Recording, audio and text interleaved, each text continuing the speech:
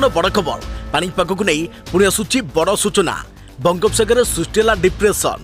ଆସନ୍ତା 24 ଘଣ୍ଟାରେ ଅଧିକ ଘନୀଭୂତ ହେବ ଅବପାତ। ପରେ ଅବପାତ ନେଇପାରେ ବାତ୍ୟା ରୂପ। ବିଦେଶୀ ପାଣିପାଗ ସଂସ୍ଥାର ଆକଳନ। ବାତ୍ୟା ନେଇ ବଢ଼ୁଛି ଭୟ। ଏପଟେ ରାଜ୍ୟରେ ଥରାଉଛି ଶୀତ। ଆହୁରି ବଢ଼ିବ ଶୀତର ପରିମାଣ। ହାଡ଼ଥରା ଶୀତରେ ଥରିବ ସାରା ଓଡ଼ିଶା। ବୃଦ୍ଧ ଓ ଶିଶୁଙ୍କୁ ଘରୁ ବାହାରିବା ମନା। हेलो फ्रेंड्स मु शक्ति आपड़ देखुंत आज ताजा खबर। तेज यह संपूर्ण डिटेल्स इनफर्मेशन जाना ता पूर्व वीडियो को लाइक करूँ। जदि पार्टी आपंकर सांगसाथी मानक भिडियोटी को शेयर करनी। जदि फ्रेंड्स आपने आमर ये चैनल नुआ ही वीडियो देखुं पूर्व केवे भी आमर ये चैनल को सब्सक्राइब करना तेज निहाती चैनल को सब्सक्राइब करने सहित पाखे आसुवा बेल आइकन को बजाय रखता। तेज बंगोपसागर सृष्टि लाभपात सुदूर लघुचाप क्षेत्र घनीभूत हो दक्षिण पश्चिम एवं पार्श्ववर्ती दक्षिण पूर्व बंगोपसागर एक अवपात परिणत होइछे। फल आसंता 24 घंटे अधिक घनीभूत होगा नहीं सूचना देछि भारतीय पाणीपाग विभाग। तेज अवपात पश्चिम और उत्तर पश्चिम दिगरे गति करी तमिलनाडु पंडुचेरी और दक्षिण आंध्र उपकूल मुहा संभावना रही है। तेज अवपातर सीधासलख प्रभाव ओडिशा पर न पड़े भी वर्षा जारी रहिबो। तेज दक्षिण ओडिशा रे प्रबल बर्षिब।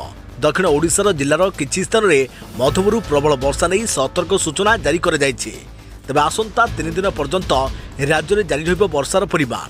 परे शीत बढ़िबो। एथिसह भयंकर कुहुड़ी मध्य दृश्यमान हेबो। आभ्यंतरीण ओडिशा रे शुष्क ठंडा वायु प्रभाव में तलमा होइछि पारद। एपटे उपकूल ओडिशा रे लागि रहिछि कोहला पाग। तेबे दक्षिण ओडिशार किछि जिले में मध्यमरू प्रबल वर्षा नहीं सतर्क सूचना जारी कर जाइछि। तेबे आज दक्षिण ओडिशा रे वर्षा हेबाकु थिबा बेले आसंता काली ठारू बढ़िबो वर्षार परिमाण। तेबे आज और आसंता काली दक्षिण ओडिशार जिले में प्रबल वर्षा होई पारे। आज गंजाम गजपति रायगड़ा मालकानगिरी और कोरापुट जिलार किछि स्थान में वर्षा होई पारे। तेबे आसंता काली गजपति रायगड़ा मालकानगिरी कोरापुट और नवरंगपुर जिलार किछि स्थान में प्रबल वर्षार संभावना रही है।